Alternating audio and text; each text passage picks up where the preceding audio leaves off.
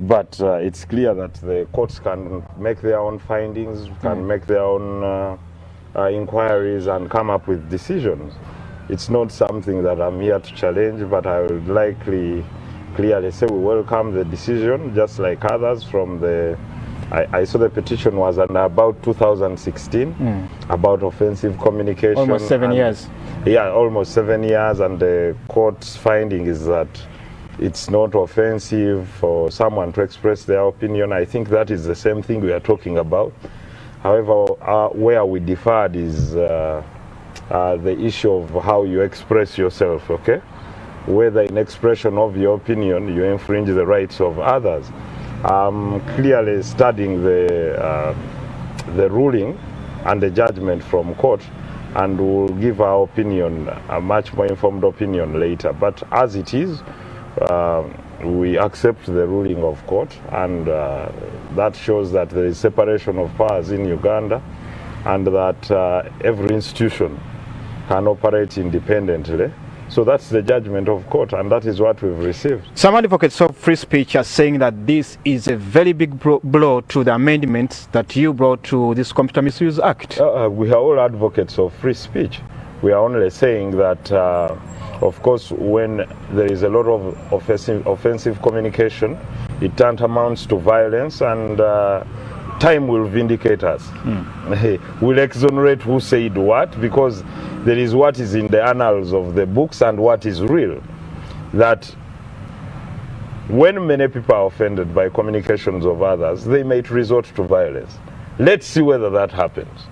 We don't pray for that. We don't encourage that. But it is an incitement to violence. It harbors hatred and also yields discrimination in society. Therefore, what I can say is that Uganda's democracy is growing. The acceptability and use of the digital space is also growing. Let's see what happens. But what I know all over the world, even where this law has been, is that they are grappling with the same. So if the ruling is based on the common law principles, so be it. But if the ruling is based on the progression of the digital space in the world, let's see where it takes it. Probably 10 years from now, 15 years from now, we'll be back to square one. But the law as it is has been interpreted in the circumstances that we have before us. And that is what the land justices came up with, and we have to accept it. You know, there are petitions before, of course, the Constitutional Court and also East African Court of Justice are challenging your petition, which is now a law, of course, after being assented to by the President. And they are saying, the advocates and those petitioners, that they are going to use the same grounds to challenge the amendments that you brought, so that they are also scrapped off the law. Fine. I mean, that is what happens in a democratic society. If you're infringed by some clauses of the law or within the law, you petition to the Constitutional Court for interpretation. And if the Constitutional Court gives its own interpretation, then the answer is that it's that. An intruder is disturbing. Then the answer is that what you get is what you move with. So that is the role of the principle of separation of powers, that you have the legislature, you have the executive, and you have courts of law. So if it's within the wisdom of the court of the land justices in the courts of law that some of the provisions of the act are unconstitutional, so be it. But that is not annulling the whole act, because we talk about the infringement of rights of children and unauthorized interception, etc. The law is broader than what people may see from the face of it. You know, when you talk about infringement on the rights of the children, there is, of course, this week we've seen a video that's going viral of a girl who is said to be 14 years of age. Without this video going viral, or without someone leaking this video, maybe wouldn't have known that such act of violence is happening or happened. And some people are saying that, you see, the Sedoko law, how they call it in quotes, Sedoko law, would gag us against showing this. Would gag who? Would gag the people, gag the people from bringing out such issues. The law has never stopped that, but I can tell you, between you and me, you're not happy that the 14-year-old child was involved in such sexual acts. So can we start from the background? But the culprits... No, let me ask you, are you happy? No, of course, but I'm talking about the culprits. So why don't we start from the culprit that engages that child in sexual acts? Before we even talk about this. Without the video coming out, how do you know that something has happened? Okay, let us start from what has about what we are talking about. There is a child of 14 years engaged in acts of sexuality, which would tantamount into defilement, and she's using the cyberspace as well. Therefore, where is the protection of these children in the cyberspace? The same issue the people in the United States are grappling with, saying that the users of TikTok in China are exporting an algorithm that gets their children into a space of immorality and guards theirs by an algorithm that has been built in a space of progression. Therefore, before we even talk about, yes, there has been an abuse, gross, there has been assault, which assault goes on everywhere in society. Yes or no? So let's talk about the principle. Are you happy as a father that there is a 14-year child running 1, 2, 3, 4, 5, 6 extramarital affairs? Don't you want to talk to the parents of that child as well in protection of this child? Don't you think it's important that that child should have been in school, should have been somewhere doing something constructive? And then we go to the second step. Is it right for someone to be assaulted? Not even a child. And the answer is no. The media of communication is that this child has been using social media. I should tell you, Honorable, this child has been using social media as well to do certain matters. And that is where protection of this child should have started. So talking about social protection, she should be protected by the law just like any other victim. No one has the right to beat another person, even when they are big. That tantamounts to torture. So the issue is not of a child. Now, the issue that we should be addressing in society is, where is the parent of these children that abandons this child to get into such circumstances of becoming a sex worker? After exposing this, the act is happening, but what is the medium? What is aiding you to have this evidence? The people have used that medium before, and the law did not stop you. The law talked about the will, your goodwill. So the law is not saying that the child should be beaten, and the law is not saying that you should not expose this. But it's not your alarm that has caused the arrest of the Okay, let me take you back to... We can only say it should be the role of police to wake up and do its work.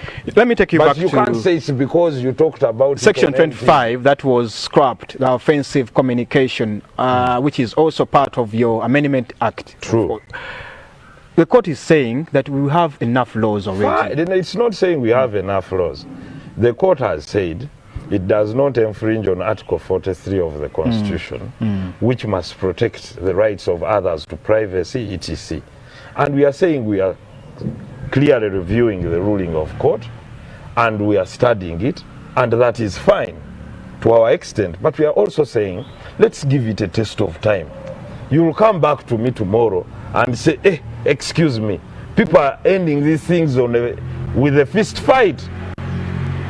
I mean, someone insults your mom and you'll end it in a generous way. We don't even need to argue about this. Let's see what time will give us. You offend me in your communication, or you offend another individual, I'm patient enough. There are those that will not be patient. So let's see how court will arbitrate on those matters. What kind of reaction and public opinion have you received after the passing of a statement? I can tell you, amazing. There are very many people that have told me it seems people are not living up to the times, and let's give it time and we will see the response. And even when the law was passed, amazing. Many people come to you and say there is sanity.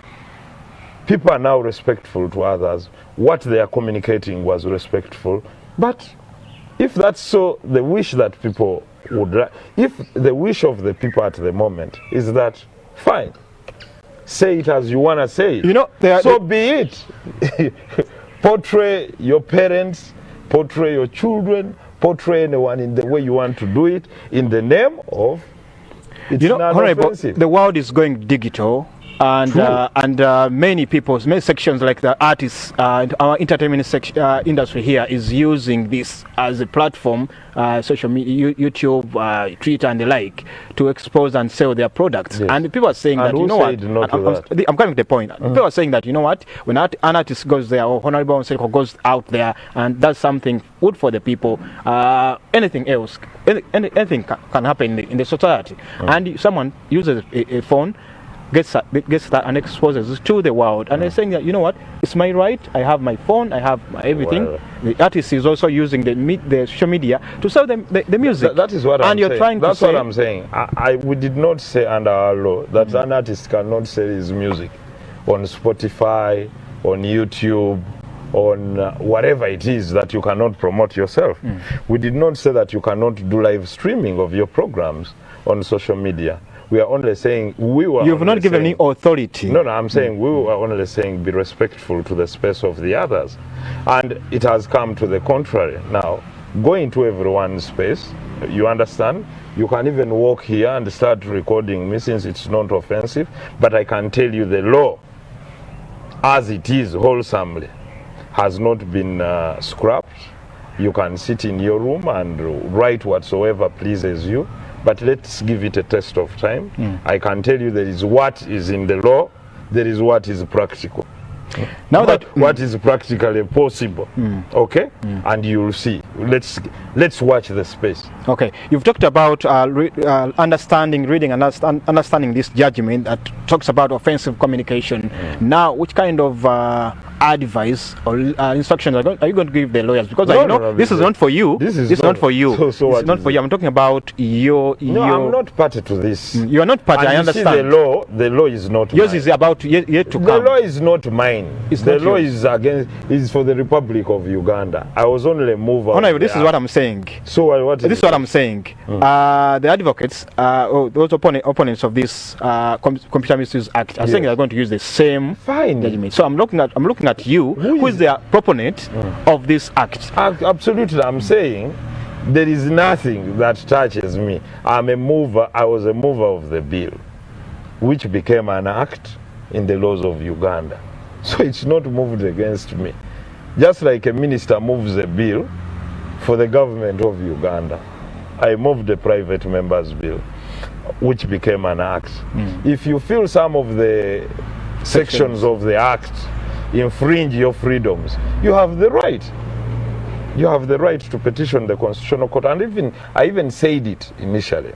If there is anyone that is infringed by any provisions of the law, then you have, you can move to, you can seek redress in the Constitutional Court, and so be it. What's the motive of all this, the push away from the law, that the amendment that you brought? What's the motive that you feel that you are satisfied when you sit there and watch? If you do, you'll understand later the digital space. And I'm glad the whole world is embracing it. Countries that have advanced have built their work ethics around morality. And if you think immorality is a way to grow democracy, let's watch the space.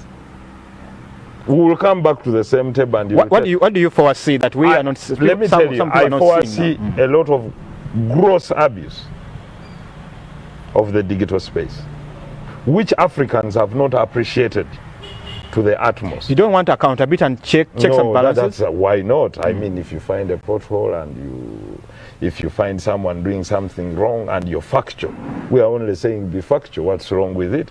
You've not infringed anyone's right.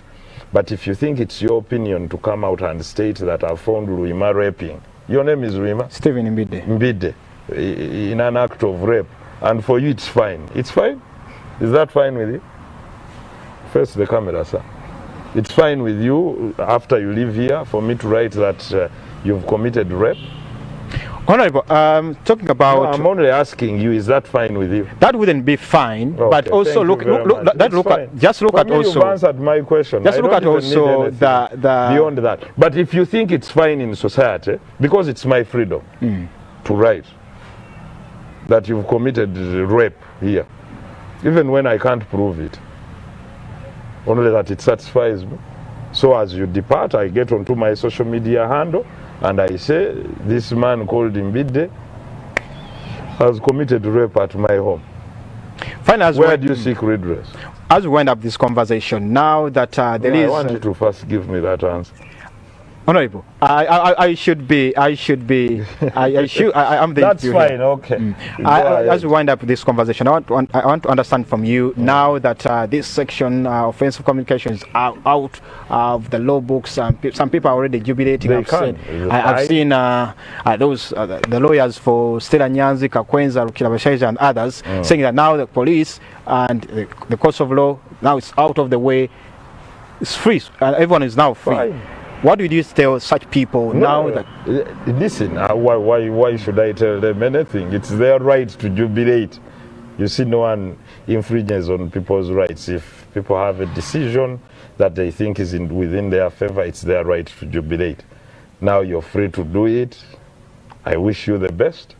I wish the world the best, since that's what the judgment has chosen to push, which is not absolutely what you may think so, but I've also posed the question to you, and you've remained carrying pregnant silence in your own self, that if you live here and I say you've committed rape, and I've posed it to you, how happy would you feel? And of course I wouldn't. Okay, of course I wouldn't. Thank you. So let's run such a society. Of course I wouldn't be. Thank you very much. And I'm only saying, let's run such a society that peddles falsehood in the name of freedom of speech. Okay, something away from that. I know you, the Kampala Central MP, and people, and NTV has been running stories about the poor infrastructure in our city, the roads, and you are the MP. You are the person representing Kampala dwellers. True. Now we are beginning a new year. There is a lot. Parliament is already doing budget planning, and as well as the government. What is Kampala's problem, infrastructure problem? How should we deal with it? Because you are the MP. I mean, I would like to first of all thank you for creating that awareness. And those are the facts we are talking about. That is communication that is productive. I think every single year we've been talking about potholes, and you can run your stories. And the answer is that why hasn't it been solved wholesomely? So there is a problem of underfunding of this city. It's one of those capital cities in the world that are ill-funded. This city was planned for about 250,000 people. The central business district alone sees an influx, not the entire capital, which was planned for 250,000 people, but the CBD alone was planned for 40,000 people, and it sees an influx, a daily influx of 3 to 4 million persons every day. What do you expect? Assuming the space in which we are was planned to accommodate, you've seen the debacle in the Freedom City, was planned to accommodate 1,000 people, and we entered 50,000. What do you expect? I should take it also to you, the members of Parliament. I come back to the answer, that go and look at the answer. Every single year, I've been vouching for a bigger budget. For example, every decision maker stays in this city. The president, the MPs, the ministers, the judiciary, etc. But there is no goodwill towards the reconstruction of this city. And that is not a story for today, because it's huge. Kampala has a cocktail of problems, and I've talked about them. From the individuals who work and live in this city, because I would ask you a simple question. Why would someone in their car drop garbage outside? Why would people willfully throw garbage in drainage channels? But also the goodwill in the provisions of the infrastructure development plan and policy and its implementation. Now, we don't run Kampala. It's a huge problem in the entire country. When you arrive at our airport, are you amazed? Not at all. Is that within the jurisdiction of Kampala? It's Wakiso. Absolutely. No, don't talk about Wakiso. It's under the auspice of the Civil Aviation Authority, under direct control by the government. You're not amazed. So the problem is bigger than what you see. So if you're planning for a city which has no proper address system and coding, which we would call the postcode, assuming I was to look for your home, probably you stay in Kampala. Honorable. Two, where you think 3 million people transit into the city, and they will all use roads, not even the train, a functional train. These are things we appropriated money for, but the money has never been released. Therefore, you cannot milk a cow that you don't feed. And what is the solution for this infrastructure the city that is under potholes? I can't give you all the solutions in one day. The solution is introduce the light rail in order to decongest, to reduce pressure on the roads. That is one. Two, let us have constructive rebuilding of the roads, because these roads have outlived their usefulness. Some were built in the 50s, like I said, to accommodate traffic of 40,000 people. Now you have 1 million. What is the footprint? Technology will tell you what is the footprint, how many cars, with how much tonnage. Just a second. Transit through this city on a daily basis. How many big loaded cars of over 20,000, over 20 tons, 30 tons are using these roads? Definitely. I understand, but my concern is Kampala government. We've had different programs, Greater Kampala Master Plan. You have now you're even talking about Kampala Smart City, but still we continue seeing the same challenges, some issues day in, day out. Even wonder where our leaders are. No, you're not wondering. I'm here, and I'm telling you the fact. So it's up to you to sink that fact into your head. Without funding, if you've not been funded to come here, how would you arrive on time? Honorable. Listen, the budget of Kampala for this financial year alone was 475 billion. And you've only given it 25 billion. How do you expect them to fix the roads? So far, how do you expect? But even when we get these loans from World Bank, from IMF, and listen, those loans from IMF and World Bank have helped you to do the roads that you admire. For example, from Chira Road, main Chira Road junction, and those junctions you've been seeing. And you also have to appreciate roads in Tura, roads in Kawempe that you're using to transit, roads from the ring roads. The ring roads. But also, I was going through Lubiri yesterday at the ring road. And I think it was on Sunday. That's Mwanga too. And I found, not Lubiri, the circular ring road. It's being made, and I found the guy mounting a trailer on the pavement, breaking the pavement. Mindset. And this is the same man that will come up tomorrow and say, government tukole dengudo. But you're breaking the pavement. You find someone dumping garbage in the drainage channel. So it's also mindset.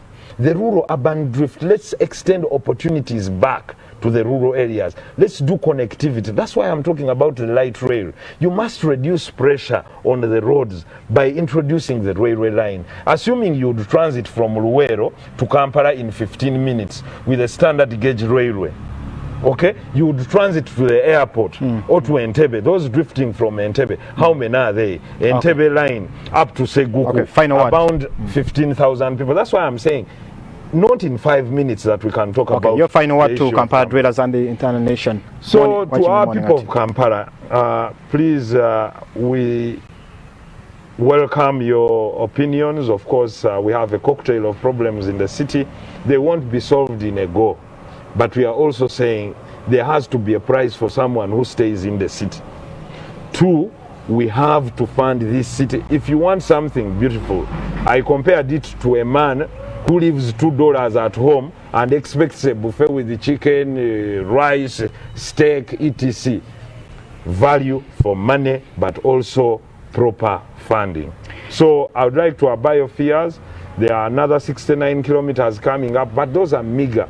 Unless we introduce the light rail, we introduce a proper mass transit system, transportation system, what we will see is utter disorganization at its most.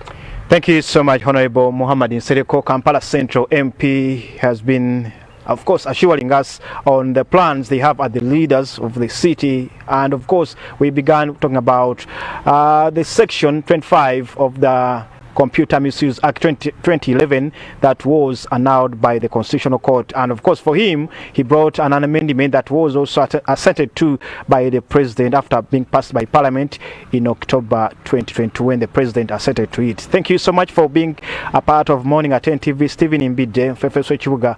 Now handing you back to studios.